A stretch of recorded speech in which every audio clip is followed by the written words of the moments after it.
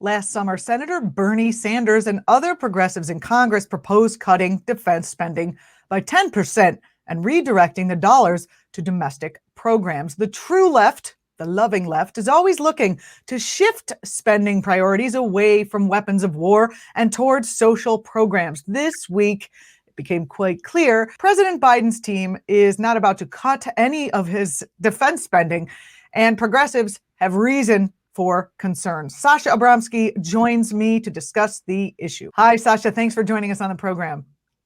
Of course. How are you today, Julianna? Well, I don't want to go off on another issue, but the main story for today that I've been looking at, liberals and Democrats are excited about putting more troops in Germany. Is this a good thing? What's happening in Europe, there's been a game of cat and mouse going on for decades. And, it played out in the Cold War in a very, very dangerous way. But even post-Cold War, there's been this game of cat and mouse, and it's a geopolitical game over sort of where spheres of influence lie. So America had a sphere of influence in Western Europe after World War II. The Soviets, as they then were, had a sphere of influence in Eastern Europe. And in the post-Cold War years, that sphere has sort of shifted. So NATO's boundaries have gone east, and Russia has been sort of increasingly constrained as to what it can do and where it can do it. But one of the things that means is that where Russia feels it has a sphere of influence in places like the Ukraine, it's become increasingly assertive in a not particularly pleasant way and a not particularly safe way. And so you can at least see the line of argument, which is that if you're going to have a structure like NATO in place as a counterweight to Russian military, then it probably makes sense to bolster certain frontline defenses if Russia is sort of seen to be raising its profile in the Ukraine as it is at the moment. That said, there's a whole bigger debate. Does NATO make sense in the post-Cold War world? And that's a debate that, progressives are not united on. It's a debate that conservatives, frankly, aren't united on. But I don't think, to say, is it a good or a bad thing? Again, I think it's one of those things which is more complicated than either good or bad. But your point in the introduction, you were talking about the defense spending levels.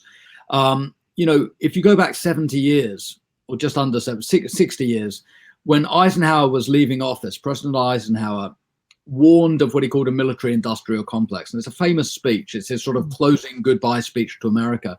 And this was the senior general from World War II. He was not a pacifist. He was not anti-military, but he was deeply concerned that there were these political and economic forces that had been unleashed around permanent investments in defense, that there were these mechanisms in place that made it all but impossible to cut back on spending levels on defense and gave huge incentives to increase spending levels on defense, regardless of external threat. And we're sort of seeing that at the moment. So, Biden's doing an awful lot of really, really good things with domestic spending. He's putting in place infrastructure investments, anti-child poverty investments, shoring up public health infrastructure, environmental protection. I was going to say huge investments in environmental protection and climate change mitigation. All that's good. But one thing he's not doing is rolling back defense spending. And, the traditional argument is, well, we need to keep spending more and more on defense because there's China out there and there's Russia out there. China and Russia are out there. But if you look at America's level of defense spending, we spend more than the next 12 highest spenders on the military combined, not individually. It's not that we spend a little bit more than Russia or a little bit more than China or a little bit more than France or Britain or Israel or any of the other big spenders. We spend more than all of them put together. So the idea that there's no fat to trim on America's military budget, it just doesn't hold. It doesn't cut water, because clearly there's fat to trim because we outspend most of the rest of the world combined on defense spending. Well, you pointed out in your article at Truthout that Biden's cabinet includes some people that suggest the monetary ties to the defense industry are what are driving some of the decisions here. His defense secretary is Lloyd Austin, who, as you pointed out, was on the board of directors for Raytheon, who makes weapons, before he took his current job. And then you also pointed out that Secretary of State Antony Blinken has those financial ties to a VC fund with heavy investment in national security. It doesn't seem like we're going to get any release from this entrenchment of the military industrial complex under Biden. No, there's a churn, and it sort of transcends political party, but there's a churn between people who work in government, especially in the defense and national security sectors of government, and the private sector. So, they'll spend a bit of time in government, they'll go back, they'll do some lobbying, they'll get on boards of directors, they'll get fairly good paydays. Maybe they'll return to government in a future administration. And you see this sort of cycling back and forth. Nothing unique to Biden's administration about this. In fact, there are plenty of other administrations where that sort of potential conflict is far deeper. If you think back to George Bush's administration and Dick Cheney, Dick Cheney was infamous for his position on Halliburton. It's seen as being part of the course that you sort of establish your credentials, you serve in government for a little bit, and then there's a payday. And the payday is you go off to these boards of directors, you go off to these corporations, you go off as a lobbyist, and you make a lot of money. That doesn't make you a bad person necessarily. What it means is that you're recognized as having political capital that might be useful. But it does mean that it influences public policy. So however progressive Biden's administration is, and I happen to think it's doing, as I said, I think it's a pretty progressive administration. And I think if you look at the sort of balance sheet of pluses and minuses, the pluses far outweigh the minuses. It's competent, seems to be compassionate, and it seems to be able to get the job done when it sort of sets its mind on things. But none of that means that it isn't part of that churn of people going back and forth into the defense industry. And that doesn't influence public policy. Do you see that the military spending, which do you see that the military spending on weapons, or as you put it out in your article, potentially updating the nuclear arsenal, do you see that spending as leading to war or more wars? Because once they've got the guns, don't they want to find a place to use them so then they can make more guns or whatever? Is it a march to war, or is it just pork to support the arms industry? It's a bit of both. I mean, if you look at America's military expenditures since World War II, and it really is, the pre-World War II America is very different in terms of its emphasis on military spending than the post-World War America. But if you look at that nearly 3/4 of a century, or more than 3/4 of a century at this point, you do see these sort of boondoggles. You see these huge military programs that by and large are just pork. They're a way of, they're a public employment program essentially. But at the same time, you also see that there are very few years in that period where America hasn't been involved in some conflict or another, whether formal or informal, whether a declared war or a covert conflict. So when you're saying, is it a march to war? I don't think you can sort of put your finger on an individual conflict and say, well, all of this updating of the nuclear arsenal, or the hundreds of billions of dollars being spent on the F-35 military aircraft, this is going to lead to war with this particular country. I don't think it's that simple. What I think you can say is that, yes, if we spend trillions upon trillions upon trillions of dollars in, buying more and more and more weapons, it's a pretty good chance at some point those weapons or some of those weapons will be used. When it comes to the nuclear arsenal, God forbid, we already have the biggest nuclear arsenal on Earth. We already have the capacity to destroy human civilization and much other life on Earth many, many, many times over. We're now embarking on a multi-decade... And much faster than we're already doing it, with our climate destruction. Real fast. Climate change may, in the end, be the bigger catastrophe if we don't use the nuclear weapons. It's a slow burn, though. It happens over decades. The nuclear arsenal, if it was used, would happen in minutes. It wouldn't be gradually human civilization would disintegrate. If that arsenal was ever unleashed, it's curtains to modern civilization, for centuries or millennia. You might have a few straggling survivors around to rebuild from the catastrophe, but essentially we have the capacity for infinite damage at this point. And, that's been known for decades. Robert Oppenheimer, one of the founders of America's nuclear program, ended up deeply, deeply appalled. Regretful? Is that whoops? It was, he was a scientist who felt that the science had now been taken over for utterly nefarious purposes by political and economic forces that he couldn't control or understand. And what Oppenheimer identified in the 1950s holds equally true today. We don't think about the nuclear arsenal as much because it's not sort of front burner in the same way as it was during the Cold War. But if we're spending $1.5 trillion over the next 3 decades to update that arsenal, the intent of update is to make it even more lethal. Maybe more, maybe put in place more fail-safe measures, and that would be a good thing. But by and large, when you update a nuclear arsenal, your purpose is to make it even more lethal and even hard for opponents to evade. So, if that's our trajectory, at some point there's a risk of catastrophe. We've been lucky. We've been lucky for 75, nearly, more than 75 years that a nuclear war hasn't accidentally been unleashed. But if you look at the Cold War history, both on the Russian side and on the American side, there were several instances where we were moments away from an accidental nuclear conflict. So, my philosophy on this has always been, you can only ride luck for so long. And, there's this idea out there that mutually assured destruction was a successful scenario and a successful theory because it didn't result in a war. But it could have. And had it done, none of us would be here today to say, well, it wasn't a successful theory. Because the proof is in the pudding, we'd have been obliterated. And I have always thought it's something of an abomination for any country, not just the United States, but China, Russia, North Korea, Israel, all the other nuclear powers. It's an abomination to take that much power over life and death of all life on Earth into the hands of a few men and women at the top of the political echelon. It makes no sense. What role does ideology play here? Biden has evolved on a number of issues, over his lengthy career, and now he's being more progressive on, as you said, on domestic issues than I would suggest that anyone even thought he would be. But is there anything that would cause him to take another look at the values he is bringing to the decisions in this area, and what are those values? Well, I think Biden comes out of a long trajectory of genuine belief. And again, I don't think it's Democrat or Republican. There is a school of thinking and a generation of thinkers who came of age thinking America had an exceptional place to play in the world, not just in terms of sort of shining light on a hill and, all the other rhetoric about its domestic democracy, but in terms of its ability to police the world and ensure international stability. And partly that was hard power, partly that was soft power.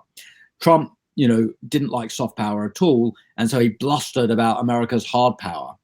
He didn't actually use the hard power very much internationally, but he talked about hard power. He liked sort of flaunting America's capacity to kill. Biden doesn't do that. He doesn't flaunt hard power.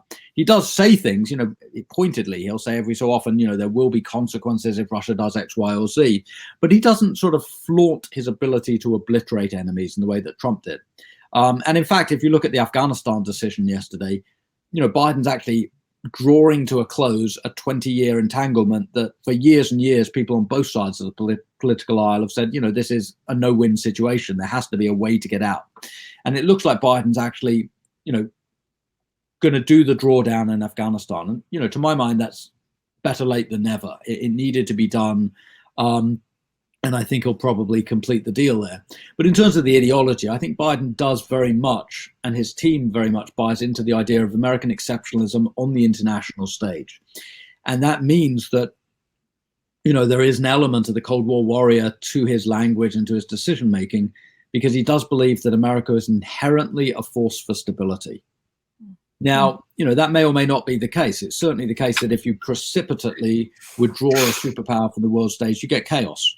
We saw that post-Soviet Union when the Soviet role on the world stage completely and utterly imploded.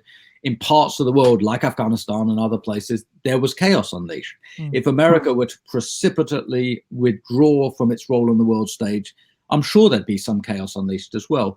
But that doesn't mean as a long-term strategy. If you're thinking 10, 20, 50, 100 years ahead, it doesn't mean that the long-term strategy should be continual American engagement on the global stage militarily in the way it is now. We have more military bases around the world than any other country in history has had. We have hundreds upon hundreds of military bases in hundreds of different places around the world. Now, that's unsustainable in the long run. It's such a diversion of resources from important domestic reforms.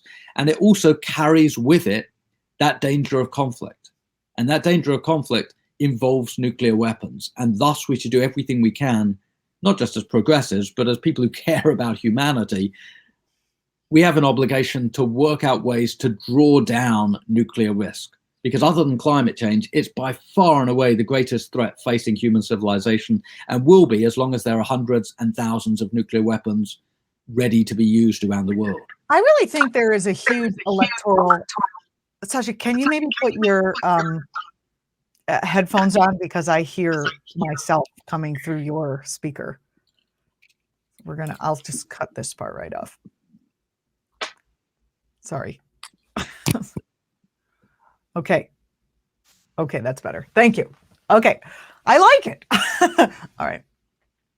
Sasha, I think there is an electoral cost to Democrats still being both the party that is great for kids at home, but okay with increased militarism, or just militarism in general, or policies of empire in general abroad.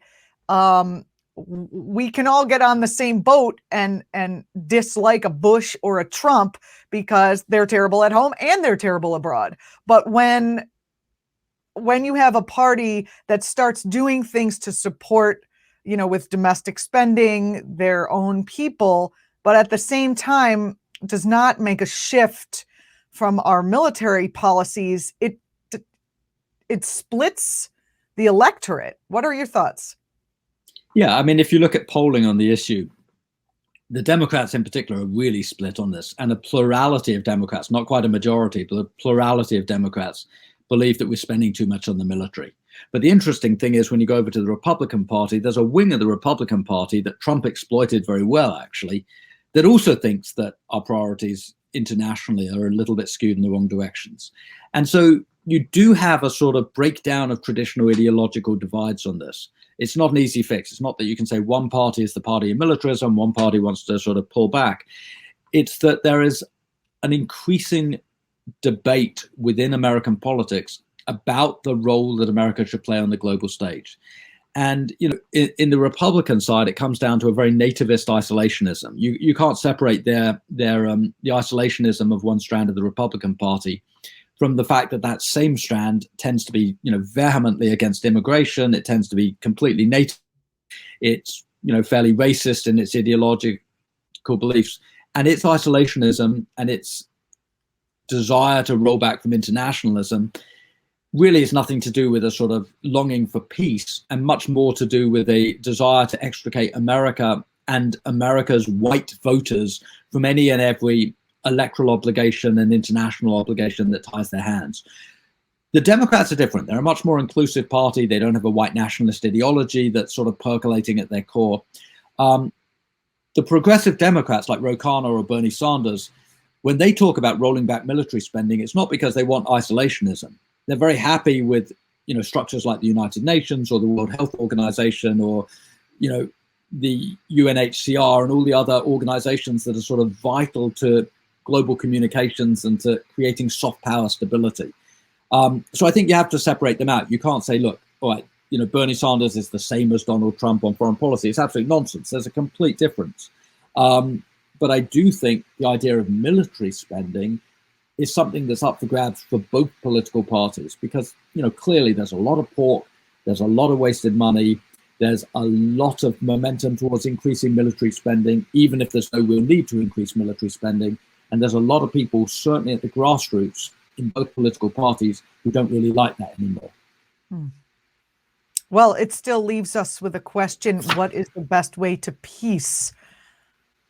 I think with the Biden's post-Cold War mentality, as you mentioned earlier, and this idea that we should be the policemen of the world, as if policemen were, that's a whole nother story about peacekeeping forces or whatever. What is the best way, in your estimation, to keeping peace? I think that we're actually seeing an interesting attempt to do something in Central America.